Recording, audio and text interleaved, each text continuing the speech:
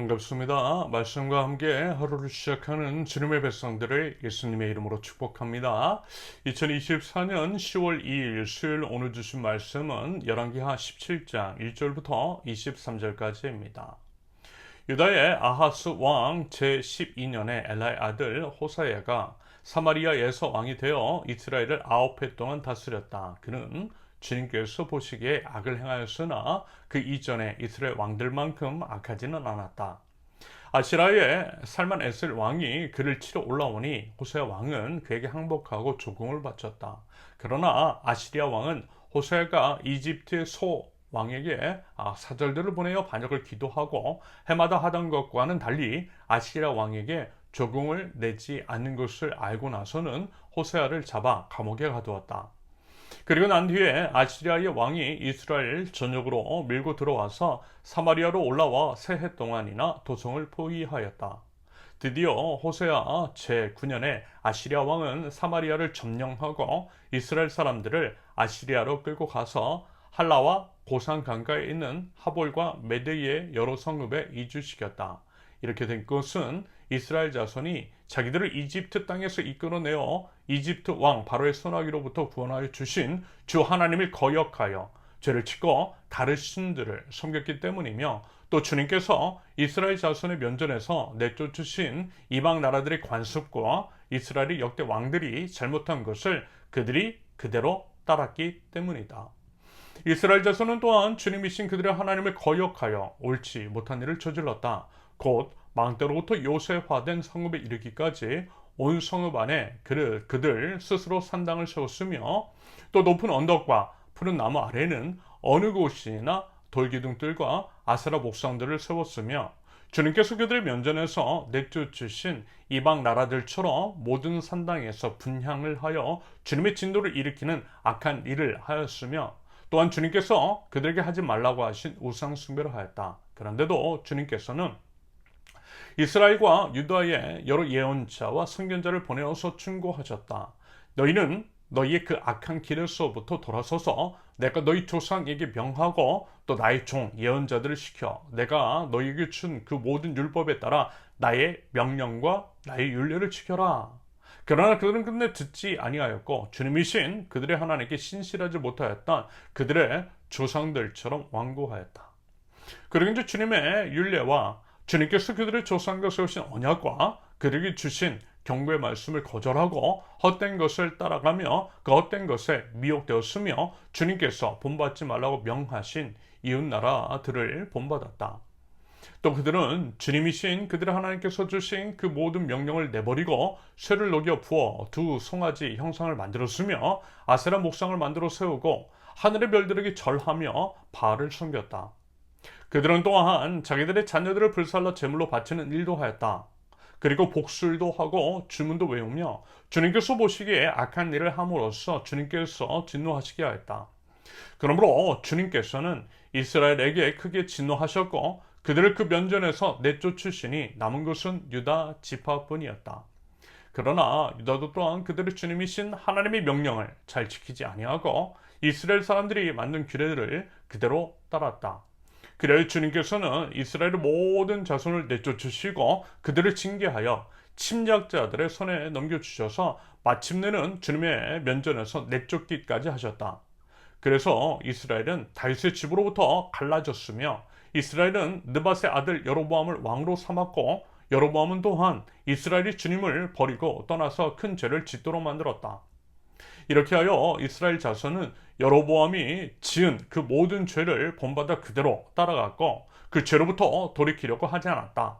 마침내 주님께서는 그 종 예언자들을 보내어 경고하신 대로 이스라엘을 그 면전에서 내쫓으셨다. 그래서 이날까지 이스라엘은 자기들의 땅에서 아시리아로 사로잡혀 가 있게 된 것이다. 아멘. 드디어 물론 이제 드디어라고 하는 표현을 사용하기에는 너무 참담하고 안타까운 심정이지만 드디어 북이스라엘이 하나님의 심판을 받아 망하게 됩니다. 지난 시간에 이제 나누었던 것처럼 쿠데타에 의해서 집권을 하게 된 호세야. 이전에 이제 기록처럼 호세야도 변함없이 주님께서 이제 보시기에 악을 행하였다라고 합니다. 다만 그 이전에 이스라엘의 왕들만큼은 아니었다라고 해요. 하지만 그럼에도 악은 악이고 죄악에 대한 심판은 피할 수 없습니다. 그러면서 이제 호세아에게서 보이는 너무나 큰 아쉬움은, 물론 이제 그가 악한 왕이기 때문에, 그리고 악이라는 것은 하나님이 아닌 다른 것들을 의지하는 것이기 때문이기도 하지만, 호세아는요 하나님이 아니라 사람을 너무 의지했어요. 아시리아에 기댔다가 이집트에 기댔다가 여기저기 이제 사람에게서 살 국리를 찾고 있더라는 것입니다. 그러면서 이제 하나님을 찾는 모습은 그 어디에서도 찾아볼 수가 없었더라는 것. 그런데요, 여러분 다들 아시지 않나요? 사람 의지하는 것만큼 어리석고 불안하고 불안정한 것은 없다라는 것을 말합니다. 그리고 어떤 사람을 기대면 그 사람보다 더 강한 사람이 힘으로 억압하더라는 거죠. 북이스라엘에 호세아가 기댄 이집트가 그랬고 아시리아가 그랬습니다. 여러분 우리도 그래요. 사람들 사이에서 똑같아요. 어떤 권력이 있는 사람이 나를 지켜줄 것 같지만 아니라는 것입니다. 여러분 그리고요, 권력은 영원하지 않아요. 언제든 더한 강자에 의해서 무너질 수 있습니다. 그리고 그로 인해서 더한 어려움에 처하게 되는 것은 여러분 상식적인 일이죠. 그러므로 하나님을 의지하는 것, 무엇보다 하나님께 나아가는 것이 지혜인 것이고 우리를 지킬 수 있는 유일한 길이요 살 길이라는 것입니다. 말하자면 그와 같은 모습이 호세아에게서는 전혀 찾아볼 수가 없었다라는 것이 너무 답답하고 아쉬워요. 아무튼 아시리아에 의해서 결국 망하게 된 호세아의 북이스라엘, 성경은 북이스라엘이 하나님 앞에서 어떠한 죄를 저질렀는지 좀 더 구체적으로 말씀을 드리면, 산당을 세워 이방신을 제사했고 우상을 섬겼다고 고발하죠. 13절 에서처럼 여러 애언자와 선견자를 보내어 그렇게 이제 충고하시고 죄에서 돌이키기를, 대신 하나님의 명령과 율례를 지켜 행할 것을 누누이 말씀하셨음에도 불구하고 끝내 그 말씀을 듣지 않았고 완고하게 굴었다라는 것입니다.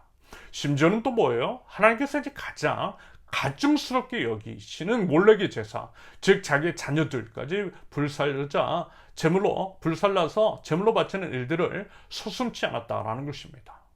이외에도 이루 말할 수 없는 죄악들을 저질렀고요. 그래서 이제 결국 임계점에 다다르자 23절의 진술과 같이 하나님께서는 드디어 예언자들을 통해 경고하셨던 그대로 이스라엘을 내쫓으시고 아시아로 사로잡혀 가도록 하셨어요. 하나님의 심판과 징계가 임했다라는 것입니다. 여러분 제가요 성경에 대해서 말씀을 드릴 때 이런 말씀 자주 드렸어요. 같은 이야기의 반복이라고 말입니다. 결국요 내용은 달라 보여도요 똑같아요. 과거 이제 창세기에서 죄악이 극에 달았을 때 홍수로 심판을 하셨잖아요. 그러면서 이제 분명 경고하셨어요. 그리고 기회 주셨어요. 노아가 만든 방주에 올라탈 수 있는 기회를 모든 사람들에게 차별 없이 허락하여 주셨습니다. 하지만 어땠어요? 안 들었어요. 오히려 노아를 비웃었어요. 회개하지 않았다라는 것입니다. 그러면서 이제 노아 혼자서, 물론 이제 그의 세 아들이 있긴 했지만 그 소수의 사람을 통해서 커다란 방주를 만들어야 했으니, 여러분 방주가 완성되기까지 시간이 또 얼마나 많이 걸렸겠습니까? 엄청난 시간이 소요되었을 것입니다. 그런데요, 여러분 이것을 바꿔 생각해 보면 그만큼 하나님께서 오랜 시간을 기다려 주신 것으로도 해석이 되겠죠. 회개하고 돌아올 시간을 충분히 주셨다라는 것입니다. 열왕기에서 당장 이스라엘을 심판하신 것이 아니라 수많은 왕들을 거치고 그 가운데 수많은 예언자들을 보내어 경고하심으로써 돌아올 수 있는 충분한 시간을 주셨더라는 것입니다. 결국 같은 패턴이라는 거예요. 하지만 노아의 방주 때에도 그랬고요. 열왕기 때에도 돌아오지 않았어요. 기회를 주셨음에도 불구하고 그 기회 살리지 않았어요. 그래서 결국 어떻게 되었어요? 방주의 문은 닫히고 북이스라엘은 아시리아에 의해서 망하게 되었다는 것입니다. 여러분, 역사를 잊은 민족에게는 미래가 없다라고 하는 말을 깊이 되새겨 보십시오. 성경 말씀 가운데 드러난 이야기들을 통해서 우리 자신을 살펴보고 하나님 앞에 바른 행실로 마땅한 반응을 올려드릴 수 있기를 바랍니다. 여러분, 그래야만 우리 미래를 꿈꿀 수 있고요. 살 수 있는 기회가 생기더라는 거죠. 여러분, 하나님께 생명이 있어요. 하나님은 생명의 주님이십니다. 생명의 주님, 주님의 말씀을 듣고 행할 때에 여러분 우리가 살 수 있어요. 살 수 있는 길 오직 주님께만 있음을 믿습니다. 아울러 하나님께서는 우리에게 충분한 기회를 주고 계시더라는 것. 그래서 부디 그 기회의 때를 놓치지 않기를, 기회를 잘 살려서요 생명의 구원함을 얻는 지혜로운 백성들, 저와 여러분들 모두 되실 수 있기를 예수님의 이름으로 축원합니다. 함께 기도합니다. 생명이신 주님의 말씀을 생명처럼 지키고 따르는 지혜와 믿음을 허락하여 주시옵소서.